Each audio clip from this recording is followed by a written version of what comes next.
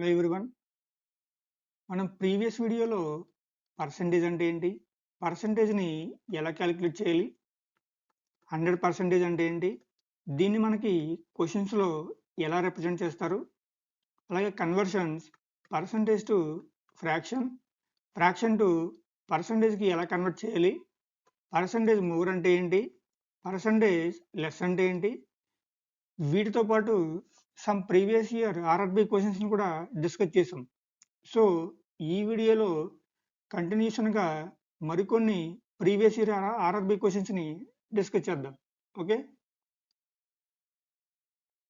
First question. The population of a colony increased to 66,150 in 2018, which is increasing at the rate of 5% per annum. Find the population of colony 2 years ago. Okay, ఒక colony జనాభా 2018లో 66,150కు పెరిగింది. ఇది సంవత్సరానికి 5% చొప్పున పెరుగుతుంది. 2 సంవత్సరాల క్రితం colony జనాభాను కనుగొనండి. క్వశ్చన్లో ఏమీ లేదండి, మనకి 2018లో కాలనీ జనాభా ఎంత ఉందో ఇచ్చారు. ఇక్కడ మనల్ని 2 సంవత్సరాలు వెనక్కి వెళ్ళి కాలనీ జనాభా ఎంత ఉందో ఫైండ్ అవుట్ చేయమంటున్నారు. సో 2018 నుంచి 2 సంవత్సరాలు వెనక్కి వెళ్ళడం అంటే 2017, 2016, రైట్. ఇక్కడ మనల్ని అడిగేది 2016లో జనాభా ఎంత ఉందని. సో 2016లో జనాభా ఎక్స్ అనుకుంటే సంవత్సరానికి 5% పెరుగుతుందన్నారు కాబట్టి 2017కి 5% అంటే 105/100. అలాగే 2018 కూడా 5% పెరిగింది కాబట్టి 105/100.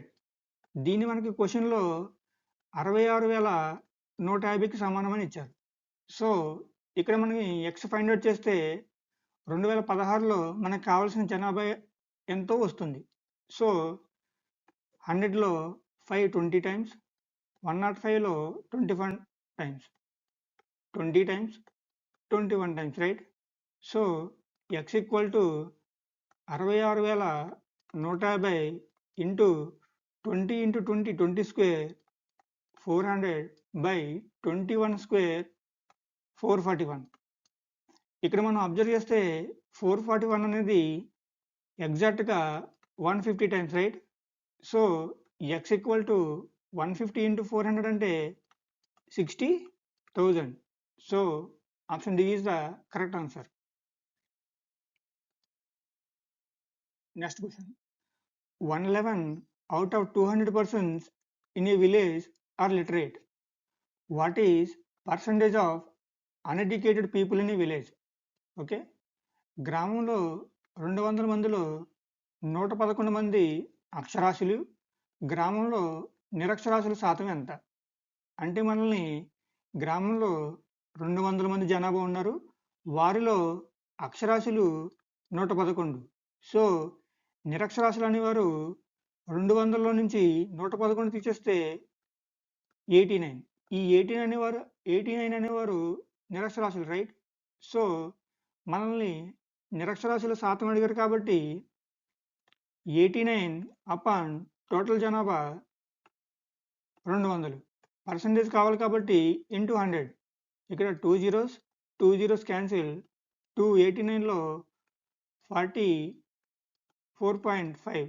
So option A is the correct answer. Next question. In classroom test a student got 22 out of 25 marks. What is the percentage of student marks? Okay, classroom టెస్ట్లో ఒక విద్యార్థికి 25 మార్కులకు 22 మార్కులు వచ్చాయి. విద్యార్థి మార్కుల శాతం ఎంత? టెస్ట్ అనేది 25 మార్కులు జరిగింది కాబట్టి స్టూడెంట్కి వచ్చిన మార్కులు 22. సో మనకి పర్సంటేజ్ కావాలి కాబట్టి ఇంటూ 100. 25 అనేది 100లో 4 టైమ్స్. సో మనకు కావాల్సిన percentage 22 × 4 88. Option A is the correct answer. Okay, next question. If A student marks increased by 25%, his marks became 75. What exactly are his marks? Okay, ఒక విద్యార్థి మార్కును 25% పెంచితే అతని మార్కులు 75 అవుతాయి. అసలు అతని మార్కులు ఏమిటి? ఓకే, ఇక్కడ మనల్ని అసలు మార్కులు ఏంటనేది మనల్ని అడుగుతున్నారు. అసలు మార్క్స్ అనేవి 100% అయితే 25% పెరిగిందన్నారు కాబట్టి 125%. దీన్ని మనకి 75 కింద ఇచ్చారు. సో 125% 75 అయితే 100% ఎంత? ఇక్కడ 75లో 25 3 టైమ్స్, 125లో 5 టైమ్స్. 5 into 20 100.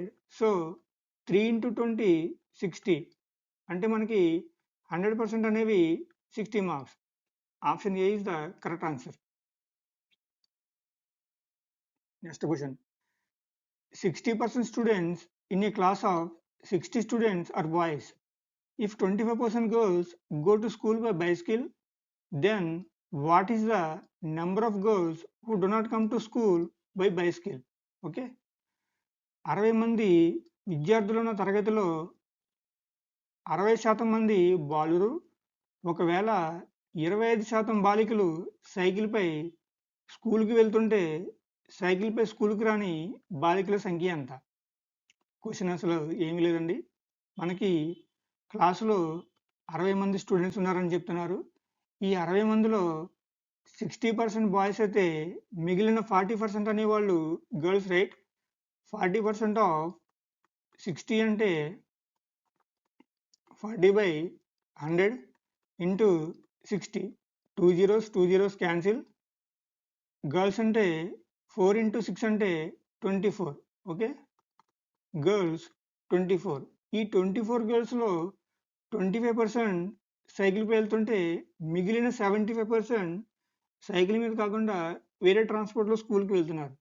మనకు కావాల్సింది 75% కాబట్టి మనకు ఆల్రెడీ తెలుసు 75% అంటే 3/4 అని. So 24 into 3/4 4. 24లో 6 times, 6 into 3 = 18. మనకు కావాల్సింది స్కూల్కి సైకిల్ మీద రాని వాళ్ళు కాబట్టి 18. Option C is the correct answer. Okay, next question.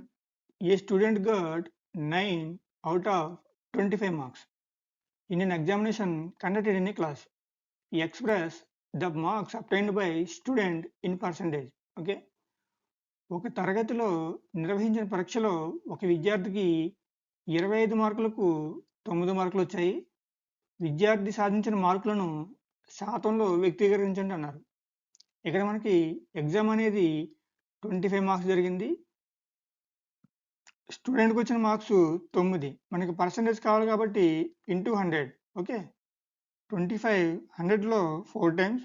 So 9 into 4 అంటే 36%.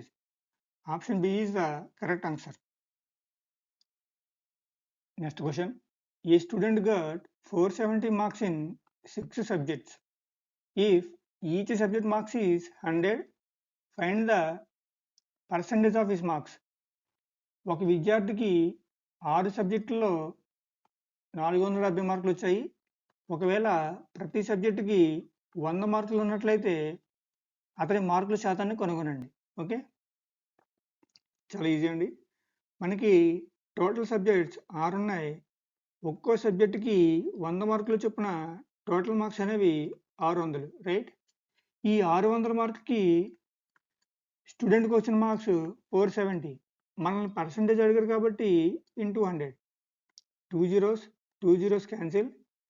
6 470లో 6 7s are 42. ఓకే, ఇంకా 50 ఉంది. 6 8s are 48.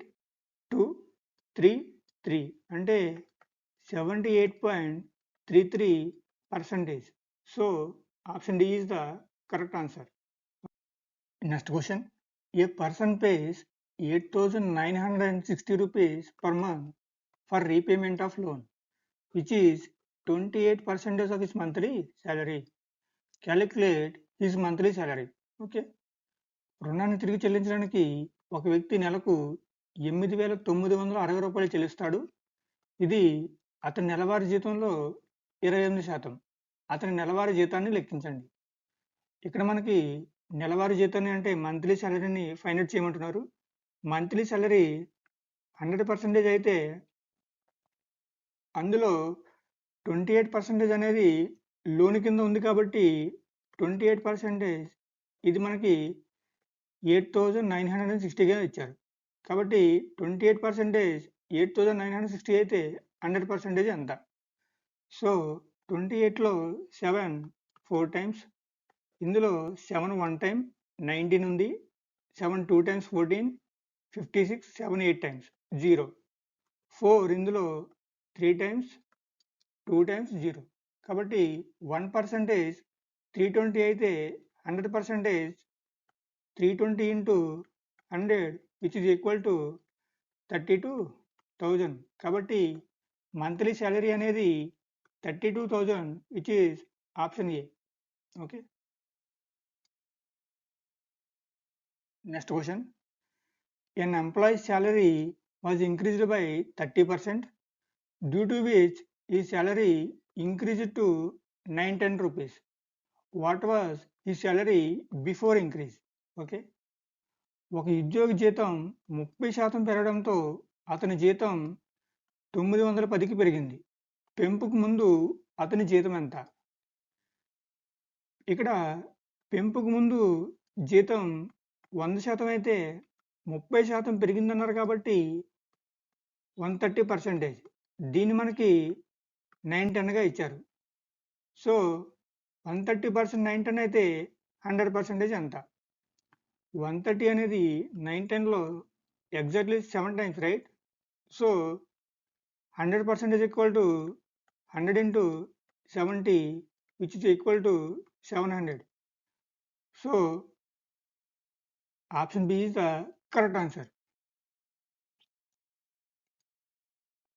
Next question. A team wins 45 games, which was 60% of games played. How many games did the team play? Okay, ఒక జట్టు 45 గేమ్లను గెలుస్తుంది.